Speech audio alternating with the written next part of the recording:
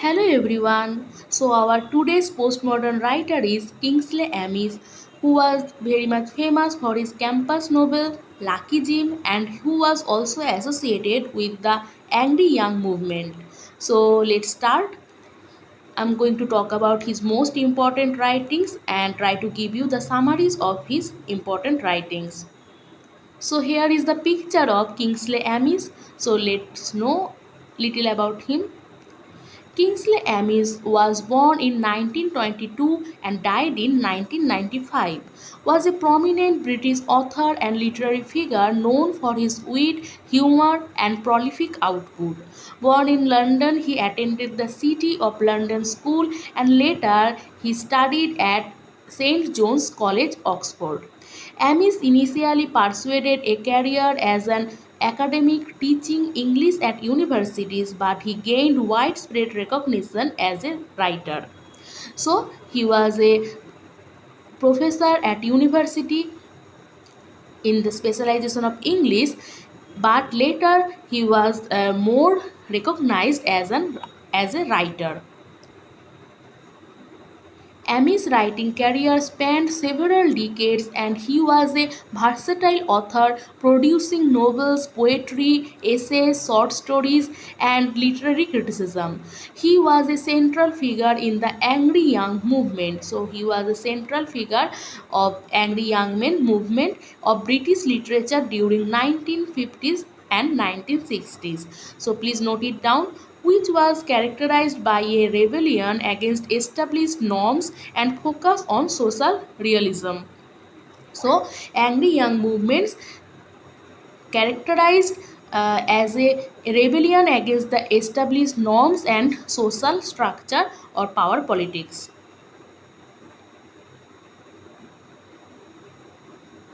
Then, okay. Then he was also associated with campus novel. So let's know what is campus novel. A campus novel is a literary genre that typically revolves around the life experiences and events within a university or college campus. These novels often focus on the interactions and relationship among students, faculty and staff, as well as the unique challenges and dynamics of academic life. Campus novels can explore themes such as intellectual pursuit, personal growth, identity, classes of ideas, and they provides a lens through which author can comment on various aspects of society, education, and human behavior. So for us, campus novel genre can be understood more clearly because it is representing our lives. So it is representing the campus life, how the professors behave, how the student behaves, what the anxiety stresses, the through what anxieties and the stresses the students gone through. So the experience and events within the university is discussed in the campus novel. So, the notable example of campus novels include Kingsley Amis' Lucky Jim, it is most famous campus novel. Then Donna Tratt's The Secret History. Then Tom Wolfe's I Am a Charlotte Simmons. I Am Charlotte Simmons. So these are the notable works, example of campus novel. So let's see his most important work, which is Lucky Jim. Lucky Jim is a novel by Kingsley Amis, first published in 1954. So you know that Lords of the Flies, written by William Golding, also published in 1954. So you can note it down. So it was first published in 1954 by Victor Gollancz. It was Emmy's first novel and won 1955 Smallest Moms Award fiction for fiction. The novel follows the academic and romantic tribulations of eponymous James Dixon. So James Dixon is the protagonist here. A reluctant history lecturer at the unnamed professional English university. So James Dixon is a reluctant history lecturer at an unnamed professional English university. So here is the cover photo of Lucky Jim. Amis arrived at Dixon's surname from 12 Dixon Drive, Leicester, the address of Philip Larkin, from 1948 to 1950, while he was a librarian at the university. So Kingsley Amis was the friend of Philip Larkin, you can note it down, and this novel, his first debut novel, was dedicated to him when Philip Larkin was a librarian and he helped him to this novel. So Lucky Jim is dedicated to Larkin, who helped to inspire the main character and contributed significantly to the structure of the novel. Therefore, this novel is dedicated to Philip Larkin. So let's see the summary of the novel. Jim Dixon is the protagonist here. He is a lecturer in medieval history at a red brick university in the English Midlands. He has made an unsure start and towards the end of the academic year is concerned about losing his probationary position in the department. In his attempt to be awarded a permanent post, he tries to maintain good relationships with his absent-minded head department professor Wells. To establish his credentials, he must also ensure the publication of his first scholarly article, but he eventually discovers that the editor to whom he submitted it has translated into Italian and passed it of his own. So James Dixon, he was a lecturer of history and he got a temporary job and he was more concerned to make it permanent. Therefore, he tried to make a good relationship with the HOD, who is Professor Wells. And then he also tried to write an article, but when he submit his article, the publisher himself translated it and make it own, claim it as his own. So you can relate this experience with you, because we also try to make a good relationship in the university, try to make a good relationship with the professor so that we can gain some opportunities from them. So there also Jim Dixon tried to make his job permanent because he was taken as a guest lecturer or a temporary guest lecturer. Then Dixon struggles with an on again or off again girlfriend. So here his girlfriend is Margaret Pill, a fellow lecturer who is recovering from suicide attempt. So his girlfriend is Margaret Pill, who was also a lecturer, and she was recovering from suicide attempt, but it is fake, you can know it later. So suicide attempts in the wake of broken relationship with another man, and infers she might make another fake attempt if Dixon's left her.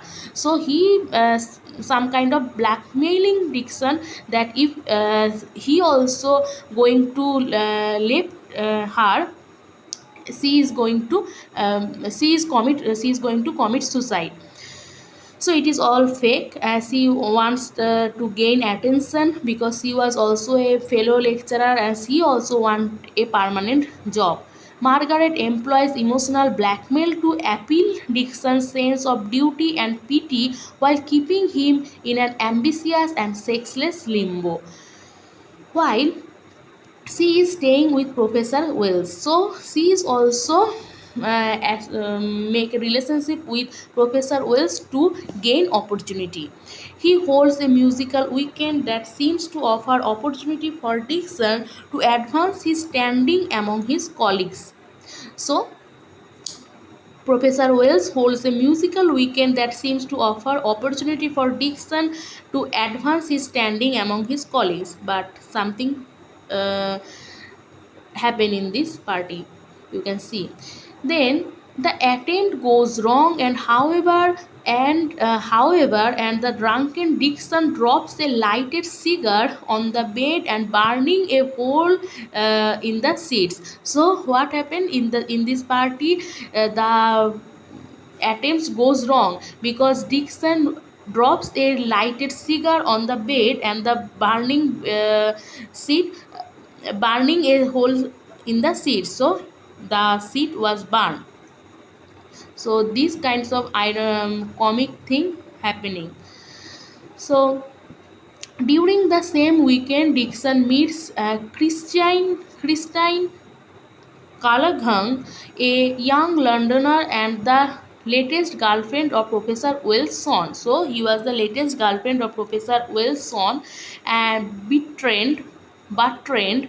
So note it down these names, these characters' names: Christine Callaghan, then Bertrand, and amateur painter whose affectedness particularly infuriates Dixon. So he was a amateur painter and whose affectedness particularly infuriates Dixon. After a bad start, Dixon realized that he is attracted to Christine and who is far less pretentious than she initially appears. So through this novel we can see that Dixon is attracted to Christine. Then Dixon's growing closeness to Christine upsets Bertrand, who is using her to reach her well-connected Scottish uncle. So here every person is using other person to gain some opportunity. Julius Gore Urquhart a job and get a job from him. So he using his girlfriend to get a to make a good connection to his Scottish uncle to get a good job.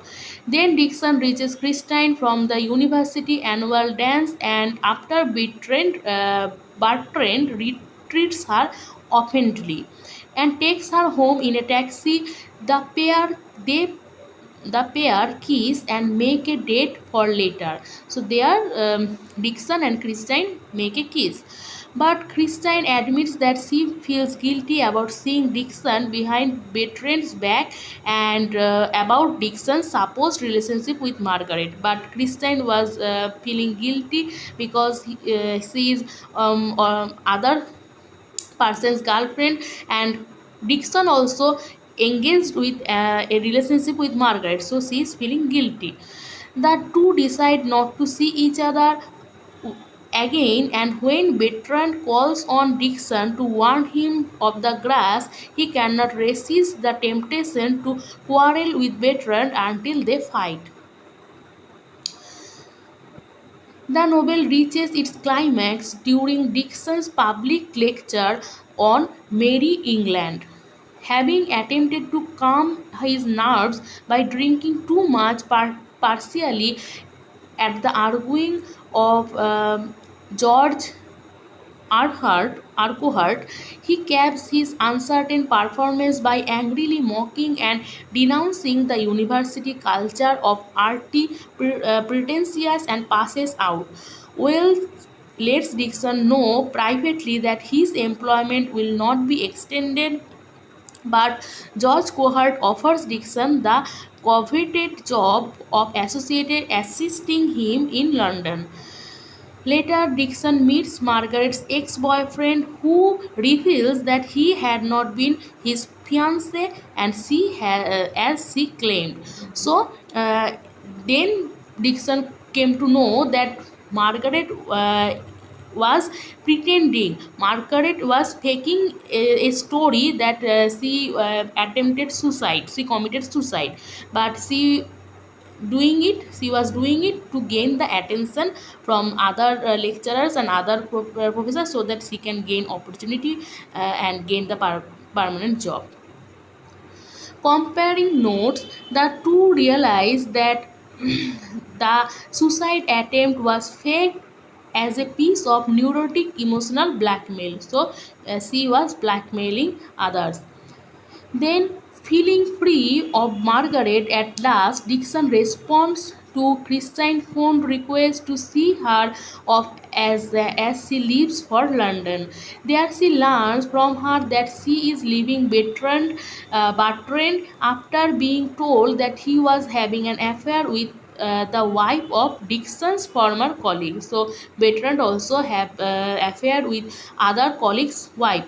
They decide to leave for London and together, and then walk off arm in arm, outraging the Welses as they pass on the street.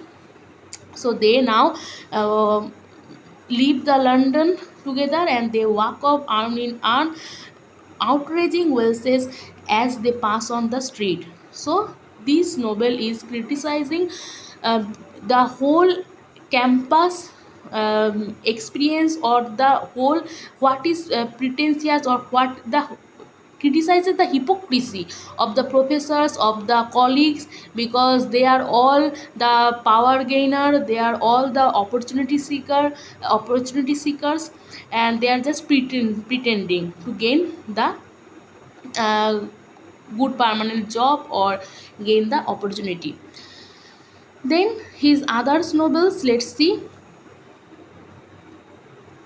Take a Girl Like You, published in 1960, this novel follows the romantic escape nets of Jenny Byrne, a young teacher. So, Jenny Byrne is the protagonist here, a young teacher as she navigates the complexities of relationship and virtue in a small English town.